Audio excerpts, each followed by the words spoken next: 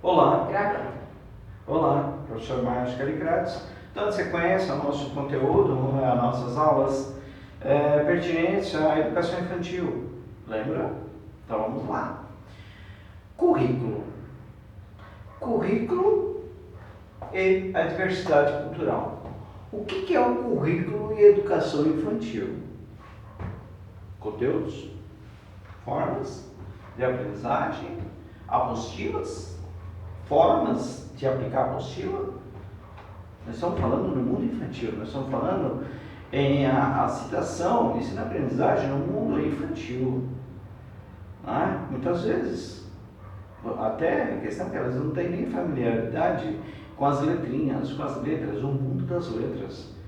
Não é verdade? Dependendo da fase, que nós vamos estar explicando, a fase da aprendizagem, de 0 a 5 anos. Mas agora nós temos que entender como trabalhar com as crianças.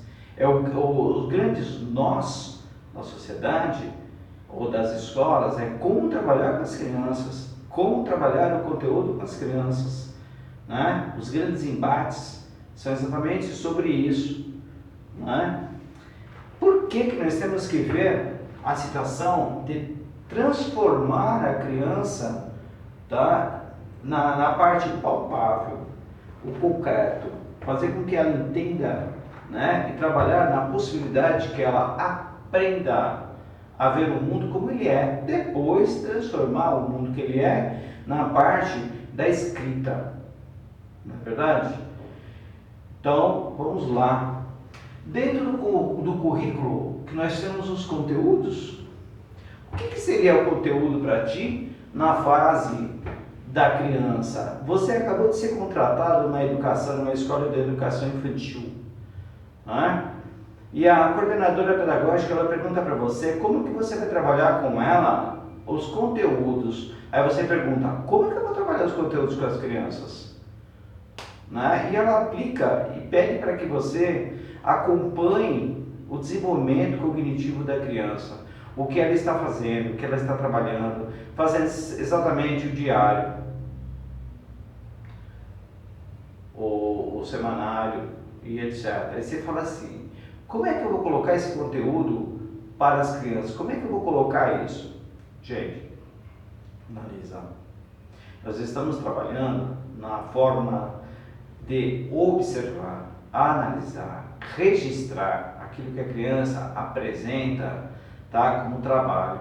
Então você vai norteando através das brincadeiras e dos enfoques desenvolvidos pelo plano pedagógico da escola, que o Instituto ele viu através dos psicopedagogos, através dos psicólogos, através da coordenadora pedagógica, certo? Então, não tenho como eu aplicar um determinado conteúdo curricular para o meu aluno se eu não observar ele e aplicar com ele simplesmente aquilo que é notório ou que a escola te orienta e te instrumentaliza na situação de ver, de construir, de saber ver e enxergar, E é com isso que é importante eu conversar e saber sobre a orientação e saber como essa criança aprende, com relatórios, etc.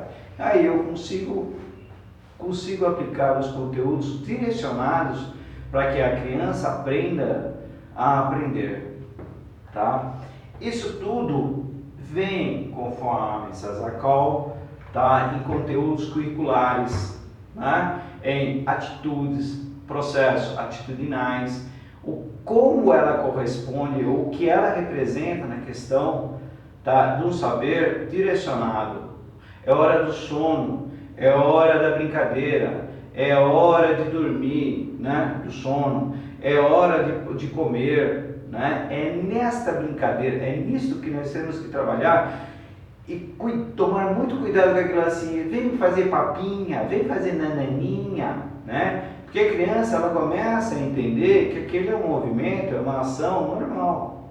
Professor, mas está dizendo que a gente tem que construir a criança assim de uma forma de adulto? Eu não estou dizendo a questão do pequeno adulto, como era da teoria e da prática educacional lá atrás, que a criança ia simplesmente bonitinho, como se fosse um príncipe, ou ia de paletó e gravata no seu decorrer da ano. Não estou dizendo isso, mas nós temos que aprender e mostrar para ele que a fala, a linguagem, ela é significativa e ela precisa aprender. Isso tudo é um processo de atitude, né? Falar o certo, falar o correto com ele, com delicadeza, vai falar com ele.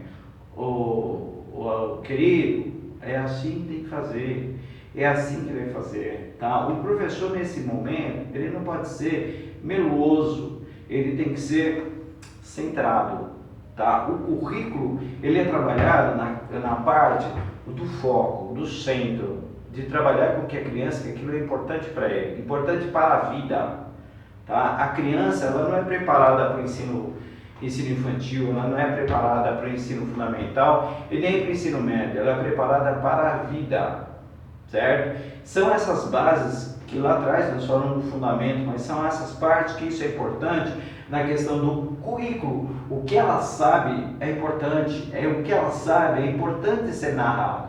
Uma criança foi viajar com os pais, retornou com conhecimento, se coloca através de uma roda de conversa, se for nesse período de conversa, tá? Então, para cada eixo ou para cada idade, eu preciso exatamente preparar o meu plano para saber com quem eu estou trabalhando.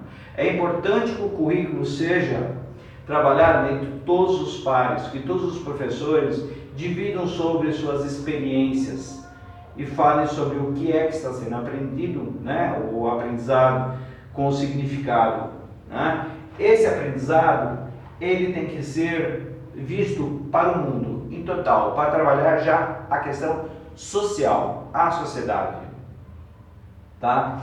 Esse mundo social, o mundo do currículo, ele está ligado diretamente ao caminho da aprendizagem, que é exatamente a diversidade. Diversos.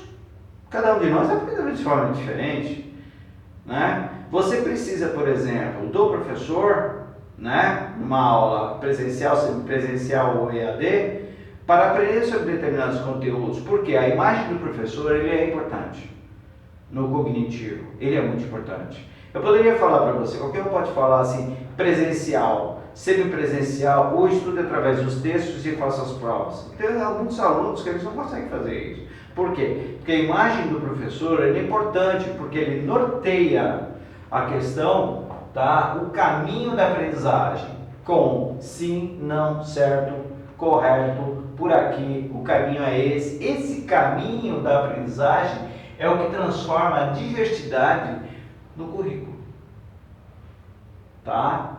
Essa transformação, ela é pertinente na construção do seu saber. Esse seu saber, ele é importantíssimo na questão da cultura. É onde a cultura dos países, a cultura regional, a cultura da cidade, ela é mostrada através de relatos, fatos, escritos, descritos ou contados, né? Aqui, por exemplo, em São Paulo, se você for ou andar na cidade de São Paulo e andar pelas escolas infantis ou as escolas em geral, você vai perceber que essa sociedade, tá, ela é múltipla, tem múltiplos caminhos, porque elas são regionais. Em uma escola, por exemplo, os alunos que trabalham de repente, instrumentalizado pelo professor. E algumas crianças, eu sou amostra cultural, estou falando em crianças, tá, na fase pré-silábica, tá, ela conta e ela faz cantigas que ela aprendeu com o seu pai, com o seu avô, de repente, que coisa linda, né? Mas é uma cultura o quê? Aqui em São Paulo, mas é de São Paulo, capital, mas em algumas regiões, tá? Extremo Zona Leste, extremo Zona Sul, tá? Então quer dizer, essa cultura, ela diversifica os caminhos, né? Ela multiplica, e é isso que torna a nossa cultura rica, que traz o conhecimento para a sociedade, transformando a sociedade em contos e cantos e cantigas e brincadeiras. Essas brincadeiras, elas fortalecem o processo cultural e curricular do saber, né? Do saber significativo. Nós falamos várias vezes saber significativo, currículo. Por quê? Porque nós precisamos entender que a nossa sociedade, ela não está amarrada, tá, em apostilas, elas não estão amarradas em livro, tá, didático, paradidático. Esses livros didáticos, paradidáticos são caminhos pedagógicos que direcionam exatamente o aluno na sua construção, tá, da construção do seu saber, no qual o conhecimento que ela traz de casa, que é um reflexo da sociedade, tá, que escuta contos, tá, você pode ver, alguém fala assim, vamos contar história, todo mundo para o que está fazendo, e vamos fazer as rodas de contação de história, né, para fazer a música, entrar na musicalidade, as musiquinhas, que isso entra no currículo das crianças, tá? Em geral, tá?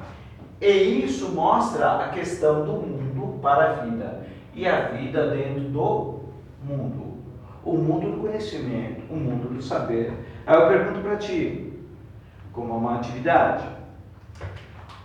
o que é o currículo infantil para você? Você, quando criança, o que você gostaria de escrever? Conta para mim. O que você fez que mais chamou a tua atenção lá atrás? Você se lembra? Aquilo que você lembra é aquilo que fez para você uma referência. Aquilo que você fez foi um ponto de partida, não um ponto de chegada. Tá ok? Um grande abraço, até a próxima.